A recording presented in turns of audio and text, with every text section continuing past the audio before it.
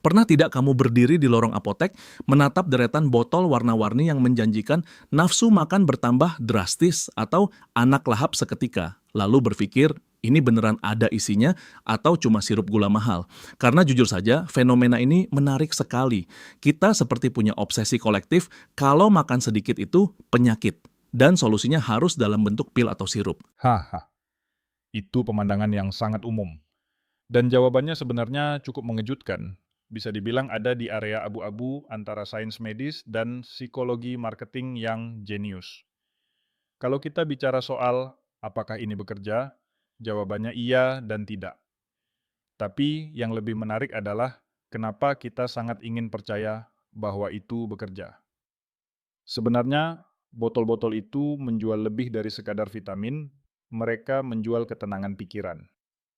Ketenangan pikiran, maksudmu kita membeli itu supaya kita merasa sudah melakukan sesuatu sebagai orang tua atau sebagai orang yang ingin menaikkan berat badan. Jadi ini semacam efek placebo. Tepat sekali. Mari kita bedah isinya dulu sebelum masuk ke psikologinya. Kebanyakan suplemen penambah nafsu makan itu isinya standar. Vitamin B kompleks, laisin, dan yang paling terkenal di Indonesia, curcuma atau temulawak. Secara kimiawi, curcuma memang punya sifat memperbaiki fungsi pencernaan. Kalau pencernaanmu lancar, perutmu kosong lebih cepat, sinyal lapar dikirim ke otak. Itu logikanya. Tapi, dan ini tapi yang besar, itu hanya bekerja efektif kalau tubuhmu memang bermasalah di pencernaan atau kekurangan vitamin B. Oke, tunggu sebentar. Jadi kalau tubuhku sehat-sehat saja, kadar vitamin B ku normal, pencernaanku oke. Tapi aku cuma tipe orang yang memang makannya sedikit. Vitamin itu tidak akan mengubah apa-apa. Betul. Itu seperti kamu mengisi bensin Pertamax Turbo ke mobil yang tangkinya sudah penuh. Mobilnya tidak akan jalan lebih cepat, bensinnya cuman bakal luber. Kalau kamu tidak defisiensi, kelebihan vitamin itu, terutama vitamin B yang larut air, cuman bakal keluar lewat urin. Jadi, secara harfiah, kamu mungkin sedang membuat urinmu menjadi sangat mahal. Wah, itu analogi yang menohok sekali. Urin yang mahal. Tapi kenapa banyak testimoni yang bilang, wah setelah minum merek X, anakku jadi makan sebakul nasi. Apakah mereka semua bohong? Tidak, mereka tidak bohong. Disinilah masuk faktor sugesti atau placebo tadi. Ada eksperimen menarik soal ini. Ketika seseorang percaya bahwa mereka telah mengonsumsi sesuatu yang menstimulasi rasa lapar, otak mereka menjadi hipersensitif terhadap sinyal lambung. Bunyi perut sedikit saja langsung diterjemahkan sebagai, "Oh, aku lapar banget nih, obatnya manjur." Padahal mungkin itu bunyi perut biasa. Ditambah lagi, untuk kasus anak-anak, seringkali orang tuanya yang berubah. Orang tuanya yang berubah, maksudnya karena sudah kasih vitamin, orang tuanya jadi lebih santai. Persis, ketika orang tua memberi vitamin, tingkat kecemasan mereka turun. Mereka tidak lagi memaksa, memelototi, atau stres saat jam makan. Suasana makan jadi lebih rileks. Dan tebak apa? Anak-anak makan lebih banyak saat suasana hatinya senang dan tidak di bawah tekanan. Jadi, yang bikin lahap itu mungkin bukan sirup di dalam botolnya, tapi perubahan atmosfer di meja makan yang dipicu oleh pembelian botol itu. Itu gila sih. Jadi kita bayar ratusan ribu hanya untuk mengubah mindset kita sendiri supaya tidak stres. Tapi kalau dipikir-pikir, industri ini pinter sekali ya. Mereka memonetisasi rasa takut kita akan kurang gizi atau kurus. Sangat pintar. Kamu harus lihat bagaimana mereka memainkan narasi sehat itu gemuk, atau anak pintar itu makannya banyak. Padahal nafsu makan itu mekanisme biologis yang sangat purba dan jujur. Tubuh kita tahu kapan butuh energi. Memaksa tubuh makan saat tidak butuh dengan bantuan stimulan kimiawi sebenarnya agak melawan alam. Kecuali, tentu saja, dalam masa pemulihan sakit. Itu beda cerita. Saat sakit, sitokin radang menekan nafsu makan. Di situ, vitamin dan curcuma berperan penting untuk menipu tubuh supaya mau menerima asupan agar cepat sembuh. Nah, itu poin penting. Jadi validitas vitamin ini ada di konteks pemulihan atau defisiensi. Tapi kalau untuk gaya hidup sehari-hari, sepertinya kita terlalu bergantung pada pil ajaib. Rasanya kita hidup di zaman di mana kita tidak mau mendengar tubuh kita sendiri. Kita ingin membypass sinyal alami tubuh dengan jalan pintas. Benar, kita ingin menghack biologi kita tanpa mau memperbaiki fundamentalnya. Coba perhatikan, banyak orang yang mengeluh tidak nafsu makan, tapi tidurnya berantakan, stres tinggi, dan jarang bergerak. Metabolisme mereka melambat karena gaya hidup sedenter. Lalu, mereka minum vitamin penambah nafsu makan. Itu seperti mencoba menyalakan api unggun di tengah hujan badai tanpa memakai payung. Apinya mungkin nyala sebentar karena bensin, tapi bakal mati lagi. Karena hujannya, yaitu gaya hidup dan stres tadi, tidak dibereskan ya. 100%. Olahraga angkat beban, misalnya, itu stimulan nafsu makan paling ampuh di dunia. Jauh lebih ampuh dari vitamin apapun. Kamu merusak serat otot. Tubuh butuh materi untuk membangun ulang. Otak berteriak, makan. Itu mekanisme murni, tanpa perlu beli botol mahal. Tapi kan, orang lebih suka menelan 1 sendok sirup daripada harus squat dan deadlift di gym, kan? Hahaha, kena lagi.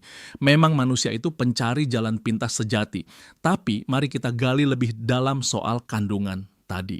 Ada tidak sih efek samping jangka panjang kalau kita terus-terusan mengonsumsi suplemen ini padahal kita sehat? Apakah tubuh kita jadi malas memproduksi sinyal lapar alami? Pertanyaan bagus. Secara fisik, risiko keracunan vitamin B itu rendah karena larut air. Tapi risiko psikologisnya tinggi. Ketergantungan mental. Kamu jadi merasa tidak bisa makan kalau tidak minum vitamin. Itu bahaya.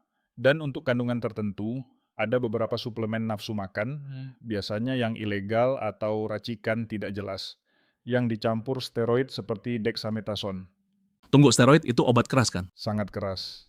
Efek samping steroid itu membuat wajah bengkak, atau moon face, dan ya, nafsu makan meledak. Banyak orang awam melihat pipi tembam itu sebagai tanda, wah, gemuk dan sehat, padahal itu penumpukan cairan dan lemak yang tidak wajar. Ini sisi gelap industri penambah berat badan yang jarang dibahas. Kalau ada produk yang menjanjikan naik 5-10 kilo dalam seminggu tanpa olahraga, lari. Lari sejauh mungkin. Itu bukan vitamin, itu bom waktu buat ginjal dan hatimu. Seram juga ya. Berarti batas antara suplemen herbal dan bahan berbahaya ini tipis sekali kalau kita tidak jeli membaca label.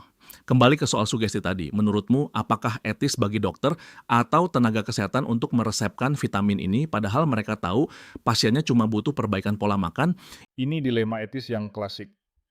Kadang, dokter meresepkan bukan karena butuh obatnya, tapi karena pasien butuh validasi. Kalau pasien pulang tanpa membawa apa-apa, mereka merasa tidak diobati. Di sini, vitamin berfungsi sebagai placebo medis yang aman. Ini bantu makan ya, Bu, kata dokternya. Ibunya tenang, anaknya tidak dipaksa makan, anaknya jadi lapar beneran. Win-win solution. Meskipun secara farmakologis mungkin tidak banyak efeknya. Apakah itu bohong? Mungkin. Apakah itu membantu? Bisa jadi. Jadi sebenarnya kita membayar untuk sebuah ritual ya. Ritual menelan pil yang memberi sinyal sekarang saatnya makan. Betul. Dan kita juga harus kritis pada definisi nafsu makan itu sendiri. Apakah kita tidak nafsu makan karena kenyang? Atau karena makanannya membosankan? Seringkali solusinya bukan di apotek, tapi di dapur. Variasi menu, tekstur makanan, dan rasa. Lidah kita juga butuh petualangan.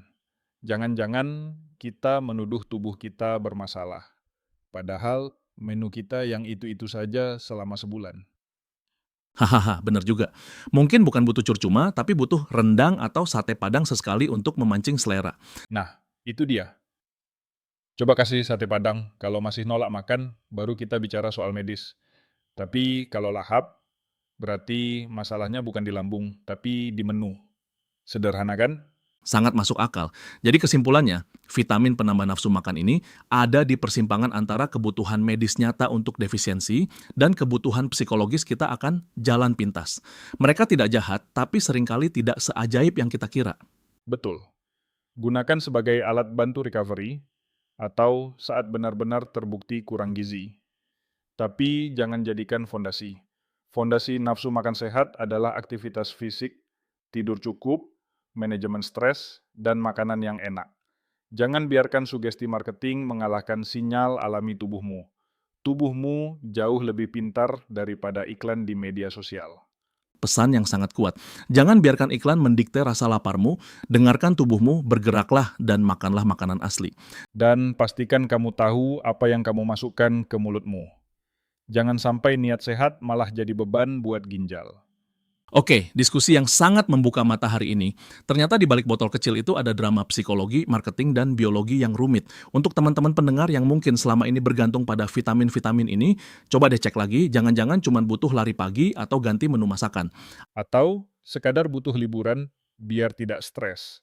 Hah, Itu obat paling ampuh sih.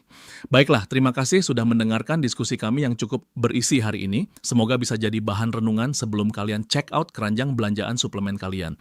benar sekali. Jadilah konsumen cerdas. Dan jadilah tuan bagi tubuh sendiri. Sebelum kita tutup, kalau kalian merasa episode ini bermanfaat atau kalian punya pengalaman unik, mungkin pernah minum vitamin lalu merasa lapar banget padahal baru makan, tulis cerita kalian di kolom komentar di bawah. Kami sangat ingin membacanya. Jangan lupa juga untuk tekan tombol like kalau kalian suka pembahasan yang deep tapi santai seperti ini. Dan share ke teman-teman atau grup keluarga yang sering panik soal nafsu makan anak. Itu akan sangat membantu mereka. Dan pastinya, subscribe dan nyalakan lonceng notifikasi supaya tidak ketinggalan bedah fakta seru lainnya di episode mendatang. Sampai jumpa di episode berikutnya. Sampai jumpa, tetap sehat dan tetap kritis.